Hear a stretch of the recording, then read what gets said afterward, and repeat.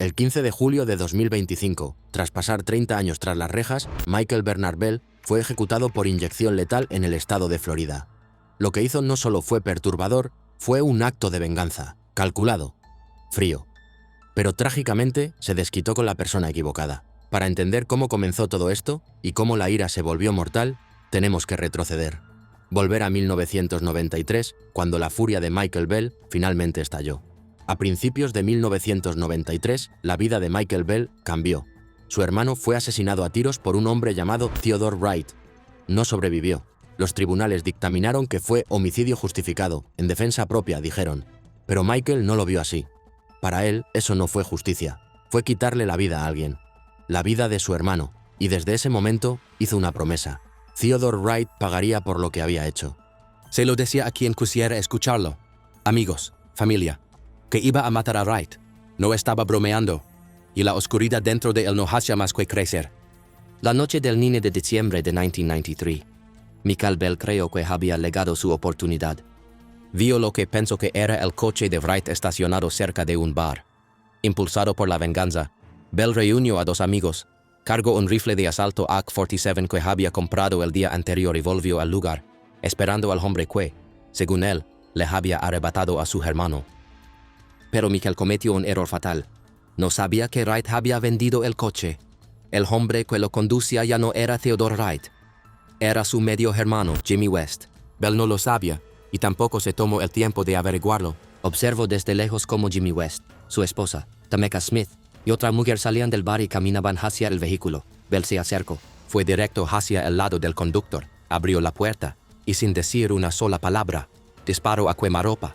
Jimmy West no tuvo ninguna oportunidad.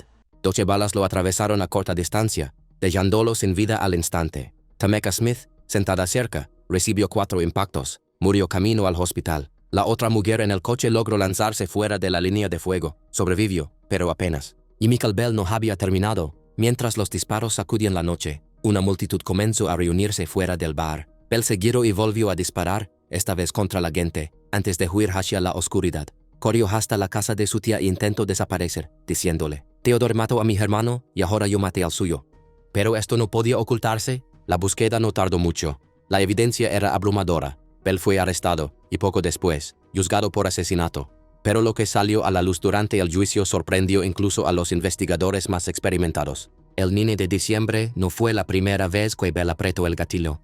El 25 de septiembre de 1989, Bell había matado a tiros a la Shawn Cowart y a su hijo de 2 años, Travis. Los 3 iban en un coche cuando Bell se detuvo repentinamente, salió y abrió fuego. Las balas acabaron con la vida de ambos. Momentos después, un cómplice llegó y lo sacó del lugar. Luego, solo unos meses antes del tiroteo frente al bar, el 18 de agosto de 1993, Bell volvió a atacar. Esta vez, su objetivo fue Michael Johnson, el novio de la madre de Bell. Tras una discusión entre la pareja, Bell se presentó en la casa de Johnson. Subió al porche y le disparó varias veces. Para cuando disparó contra el coche de Jimmy West, Bell ya no era nuevo en esto de quitar vidas. Era un experto, era frío, y para entonces ya no había marcha atrás. Pero esta vez no habría coche de escape. Esta vez Michael Bell había llegado al final del camino, y su final llegaría con una inyección en el brazo. Pero Michael Bell no estaba listo para irse de este mundo, no sin pelear. Y si quieres más historias como esta, considera suscribirte. Michael comenzó a presentar apelaciones como si su vida dependiera de ello. Porque en todos los sentidos, así era. El 19 de julio de 1995, Bell presentó una apelación directa ante la Corte Suprema de Florida. Alegó que su abogado de oficio lo había perjudicado. Argumentó que debió haber podido representarse a sí mismo bajo Forever California, un caso histórico que dio a los acusados el derecho a rechazar asesoría legal. Bell también cuestionó el uso del agravante, frío, calculado y premeditado, el llamado CCP. Insistió en que se había aplicado de forma incorrecta, y dijo que la Corte había ignorado circunstancias atenuantes clave que podrían haberle salvado la vida. Pero la Corte Suprema de Florida no estuvo de acuerdo. El 17 de julio de 1997, confirmaron su condena y su sentencia. El mandato oficial llegó 3 meses después, el 17 de octubre. La maquinaria de la justicia estaba en marcha, y se movía rápido. Pero Bell no se detuvo. El 8 de diciembre de 1997, presentó una petición de certiorari ante la Corte Suprema de Estados Unidos, con la esperanza de que intervinieran. Pero el 23 de febrero de 1998, esa puerta se cerró de golpe. Petición denegada. Aún así, Bell siguió luchando. El 1 de junio de 1999, presentó una moción 3.850, una acción legal en el Tribunal Estatal de Florida para obtener alivio post-condena. Esa moción también fue rechazada el 13 de enero del año 2000. Apenas 2 semanas después, el 28 de enero, apeló esa negativa ante la Corte Suprema de Florida. Michael Bell estaba ahogado en papeles legales, presentando mociones, argumentando, suplicando una segunda oportunidad. Pero el tiempo se estaba acabando y su final se acercaba. Pero incluso con el reloj en cuenta regresiva, Michael Bell no había terminado. El 18 de junio de 2025, solo 5 días después de que el gobernador firmara su orden final de ejecución, el equipo de defensa de Bell presentó una moción de 252 páginas para alivio post-condena. El documento venía en 2 partes, repleto de nuevas alegaciones, declaraciones de testigos recientes y una acusación explosiva que 2 testigos clave habían mentido en el estrado. Y peor aún, que alguien les había dicho que lo hicieran.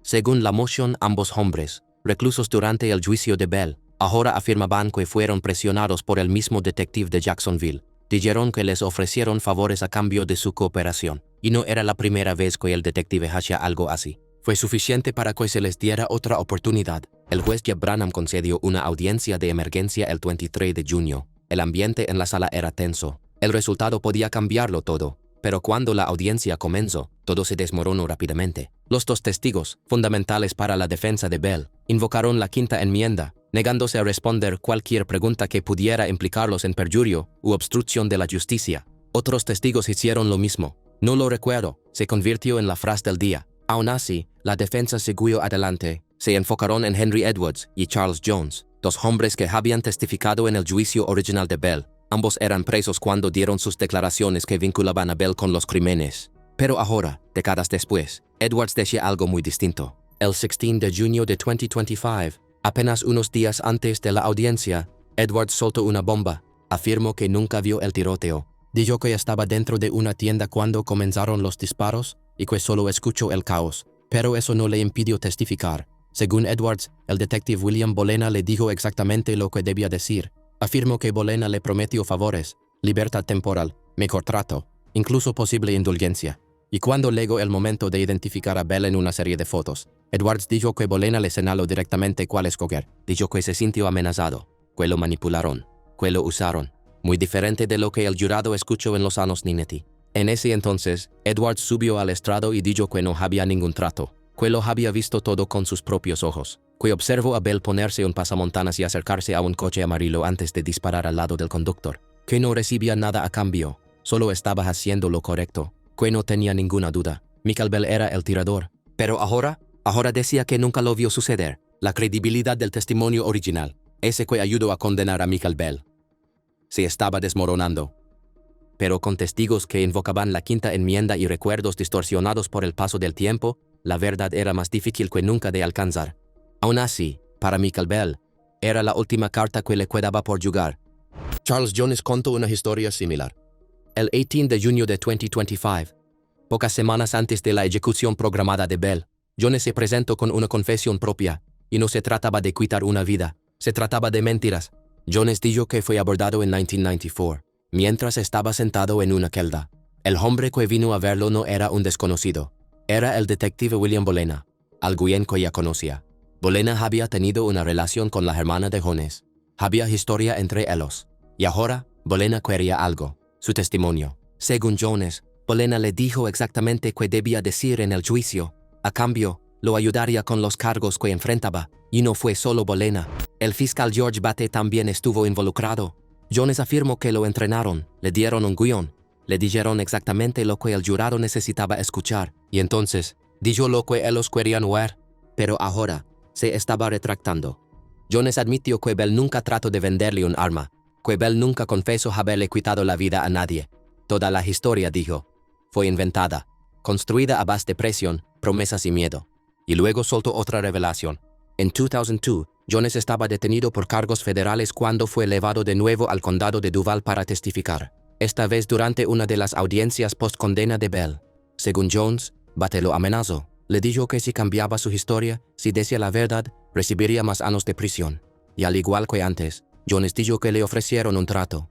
Si mantenía la mentira original, presionarían por indulgencia en su caso federal. Afirmó que tanto Bolena como Bate se reunieron con él antes de que presentara su declaración. Era la misma historia, solo que más oscura con el tiempo. Pero lo que el jurado escuchó en el juicio fue muy diferente. En aquel entonces, Jones testificó que no tenía ningún trato con el Estado, que no le prometieron nada. Afirmó que Bell intentó venderle un arma de asalto en diciembre de 1993, que Bell le confesó haber matado a Jimmy West y Tameka Smith en enero de 1994. Pero ahora decía que nada de eso era verdad. Según el equipo legal de Bell, tanto las declaraciones de Edwards como las de Jones constituían pruebas nuevas, información que la defensa no conocía durante el juicio original, y no eran casos aislados. La apelación también hacía referencia a un artículo publicado el 18 de marzo de 2025 por The Tributary, en el que se exponía una conducta indebida similar en otro caso, el de Kenneth Hartley.